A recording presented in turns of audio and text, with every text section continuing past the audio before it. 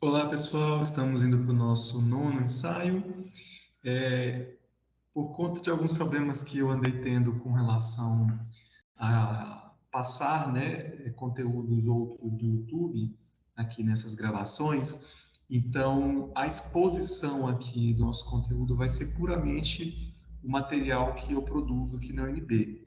Aí, no link, na descrição do vídeo, tem os vídeos complementares que vocês podem clicar e assistir depois, para a gente não ter esse problema de bloqueios por conta de direito autoral, quando simplesmente não monetiza, até porque a gente não tem muita monetização, não é o nosso interesse aqui, não é problema, mas aí já começou a ter alguns problemas de termos bloqueio de conteúdo, né? Então, a gente optou aqui por eu expor nessa gravação apenas o conteúdo produzido aqui por mim na universidade, e aí na descrição do link, aqueles exemplos que eu geralmente mostrava, vocês clicam neles para poderem assistir, tá bom? Então, vamos começar aqui. É um conteúdo que vai agora se desenvolvendo para a gente conseguir absorver coisas cada vez mais interessantes, né? Bom, nós temos aqui a nossa tonalidade maior e tonalidade menor, né? Nós vamos ver um exemplo hoje, um modo diferente, vamos ver com as vozes, né? Muito em breve a gente começa a retomar a compreensão acordes dentro desses dois espectros grandes, né, do tom maior e tom menor. Lembrando, gente, que existe muita coisa. Só de escrita musical nós já temos aí quase 1000 anos de invenção da escrita musical, né? Foi lá por volta de 1050. Então faltam aí apenas uns 28 anos, vamos dizer assim, 22 anos, ou 30 anos, 28 anos, para a gente ter aí chegar na marca de 1000 anos da invenção da escrita musical ocidental, né, como nós conhecemos, a proposta ali pelo monge beneditino Guido de Arezzo, né? Então é muito conhecimento acumulado, muita coisa, e que eu vou organizando esse conhecimento para torná-lo mais compreensível. Então vamos ver aqui os exemplos desses dois quadros, né, que a gente tem na progressão funcional. Lembrando que aqui os acordes estão dispostos, tá, na sua ordem funcional, porque a sensível ela nos instiga, né, para a resolução para a tônica, porque ela pega o trítono que está aqui, ó, nós temos uma quarta aumentada aqui, deixa eu aumentar até o volume.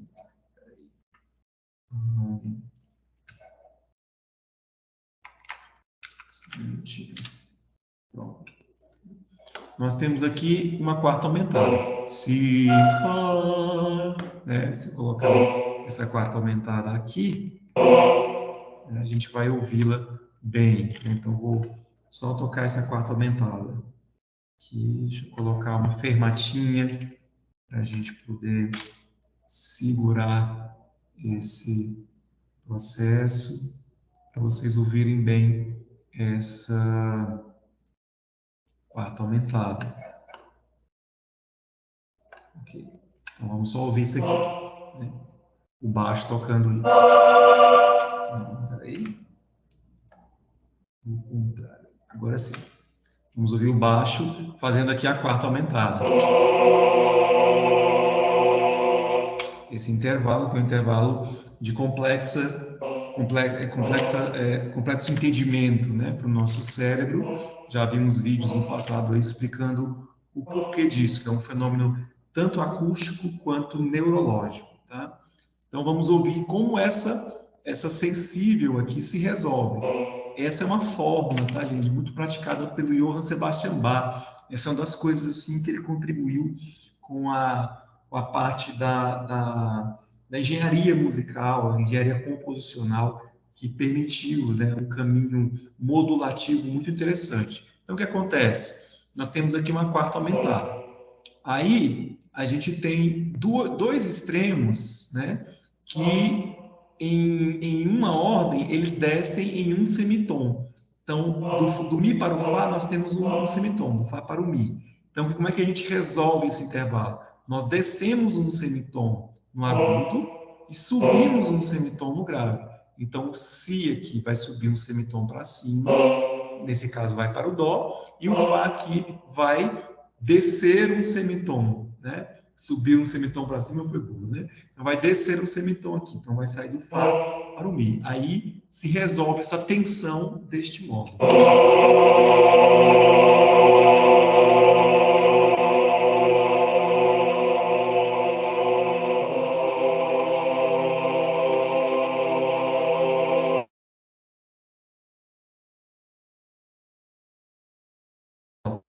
Aqui e vamos ouvir o nosso exemplo, né, que eu estava colocando para vocês, com as vozes, né? Então, nós temos aqui um caminho também que a gente chama de condução de vozes, que é um caminho criado, né, para a gente ter uma melhor compreensão de cada voz, né? Na Idade Média, a gente tinha uma maneira de fazer polifonia, e aí, a partir da Renascença, um pouco antes da Renascença, já no século XIV, com o Perrotin, e depois a gente tem Leonan também ali, nós vamos ter já algumas proposituras polifônicas para termos um destaque maior de cada voz, porque no paralelismo medieval, né, que a gente tem ali os orgânulos, né, pneumático, melismático, silábico, a gente vai depois ver isso aí direitinho também, a gente acabava tendo um processo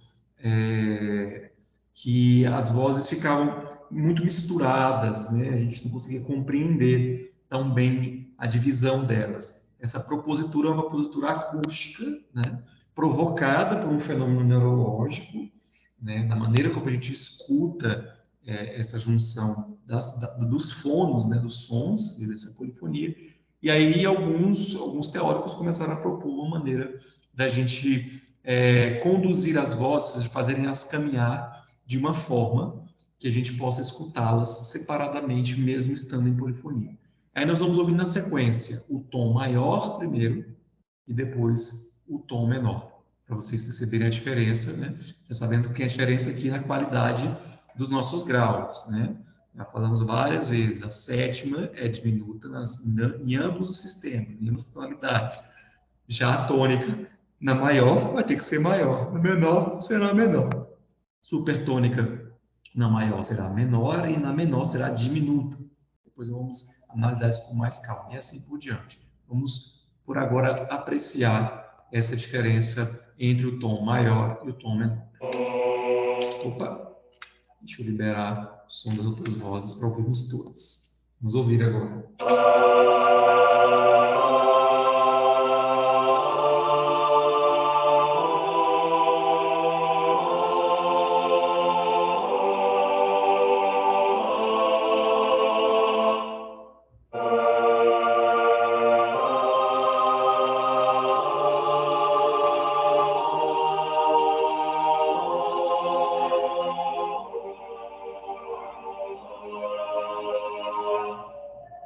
Basicamente isso, né?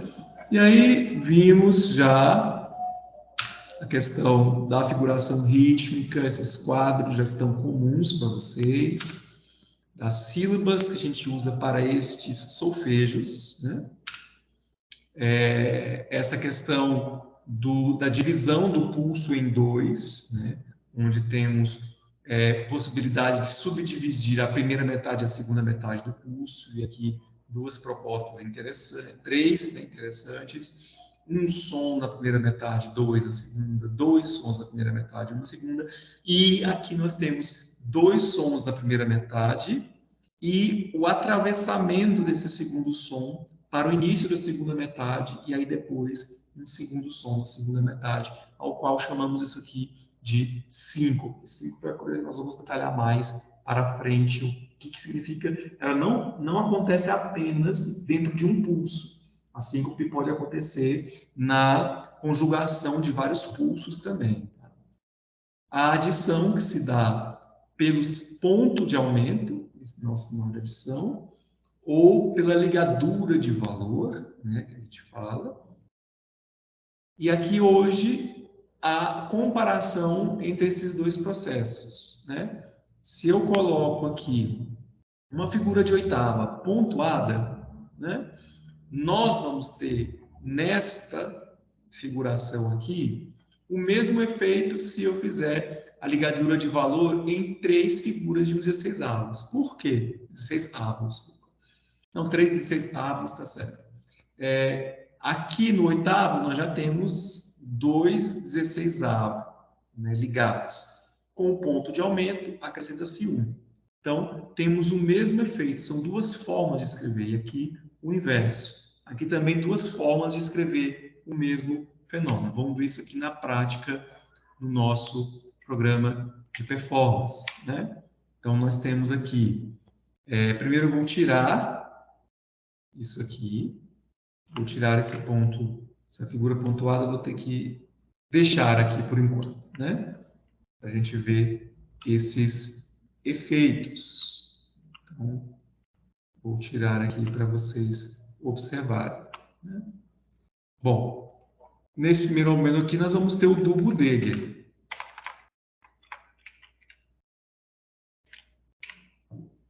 Aqui também. Então, vamos...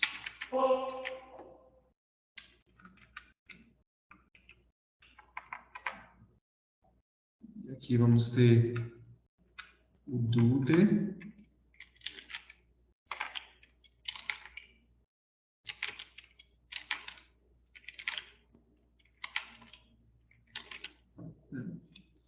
E aqui eu vou deixar do jeito que estava antes, que eu vou explicar o que está acontecendo aqui, basicamente, né? Então, o que acontece nesse processo? Vamos ouvir com um som de piano melhor. Vamos lá. A realização diferente, né, desses dois quadros aqui. Tá? Opa, tá muito rápido. Agora mais audível, né?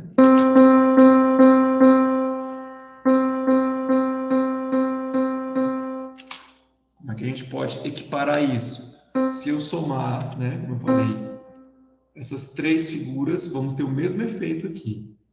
E aqui, no caso, as três últimas figuras, aliás, as três primeiras. Olha só como fica igual.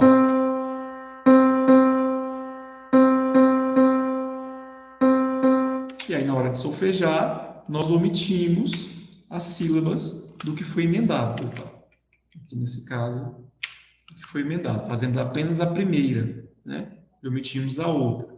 Aqui do mesmo jeito.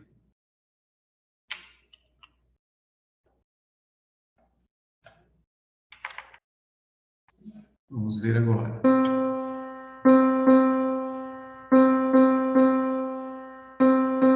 Então, tanto se eu solfejar aqui ou aqui, nós vamos fazer a mesma disposição silábica, tá? Para a gente poder fazer um bom solfejo disso, né? Du, ge, du, gu, du, gu.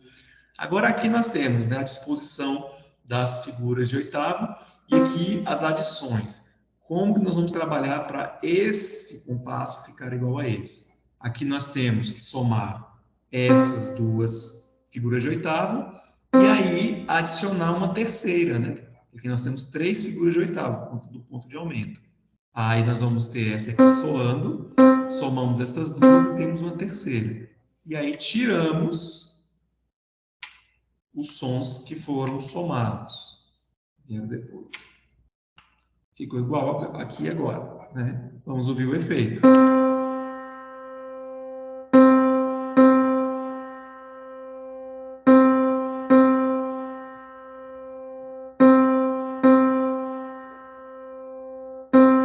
Ok, então, se eu tenho como fazer a mesma coisa com esse ponto, é mais econômico, mais enxuto de ver, por que eu uso a ligadura de valor? Simples, porque existem momentos em que não é possível colocar esse ponto. Aqui, eu tenho aqui, ó,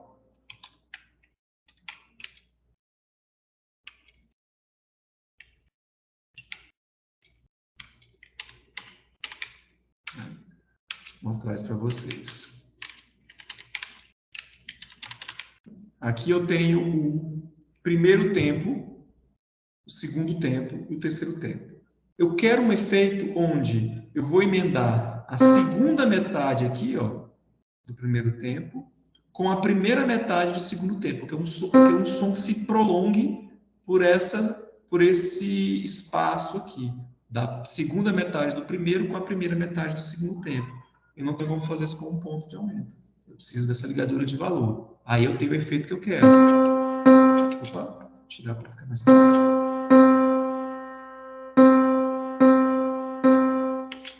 Se eu quiser fazer o mesmo efeito aqui de novo, ó, é o mesmo processo. Eu quero emendar a segunda metade do segundo pulso com a primeira do terceiro pulso. Aí vou ter esse efeito. Eu vou tirar aqui, né? E o solfejo fica assim.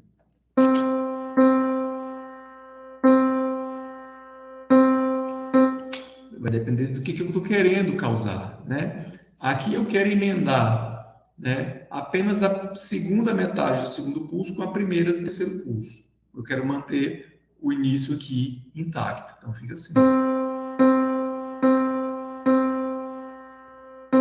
E assim por diante, eu posso emendar 3/4 finais do primeiro tempo com 2/4 iniciais, ou 1/4 inicial do segundo tempo. Como que eu vou fazer isso? Simples. Eu vou ter que usar agora aqui,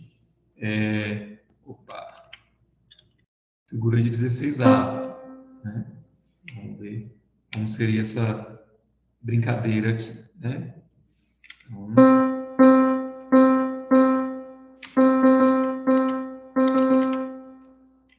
o que eu falei ali? É uma questão hipotética, né, gente? Então, vou primeiro colocar aqui as sílabas. Opa.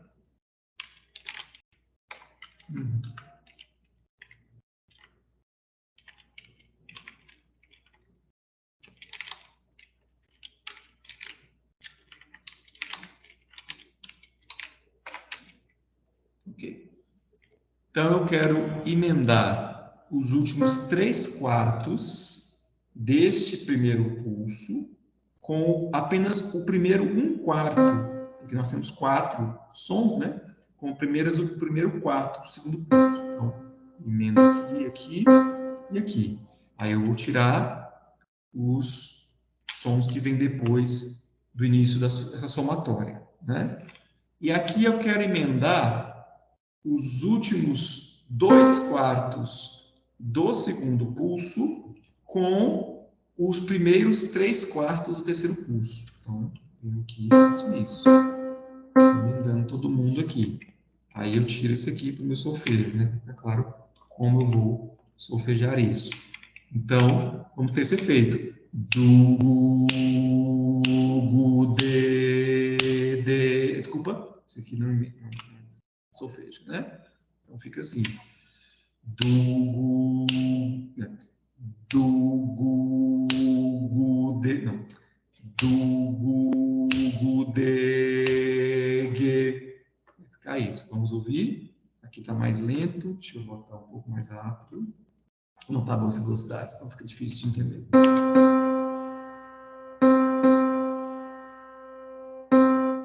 É isso. Então, para isso que serve a nossa ligadura de valor, para dar mais maleabilidade nessas configurações. É isso, pessoal. Vamos ficando hoje até aqui, tá? E depois façam os exercícios aí para a gente poder continuar o nosso desenvolvimento.